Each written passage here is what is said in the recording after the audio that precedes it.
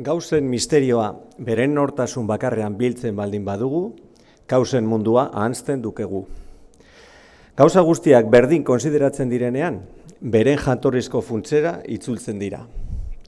Iragan astean, 5 gauez ibili nintzen bidez bide, eta pentsaburuzokoan loa garrasika ez hitzaidan ezari. Goiz batez lanari uko egin nion, eta medikuarenera jo nintzen, erremedio eske. Medikuaren gelatik, orduan nintzen aspirina adi soil batekin atera, baizik eta Lexomil pakete baten hartzeko ordenantzarekin, egia erran, nita sarro. 3 egunez eta 4 gauez, atzedenean behera lerratu nintzen, jadanik itxuski txikituan eukan gazna puska batean utziz. Uste dut mozkor kimiko egoera hartan egin nuela lehen aldiko, kitatukoen induen azken eskualdunaren ehorzketa haren ametsa.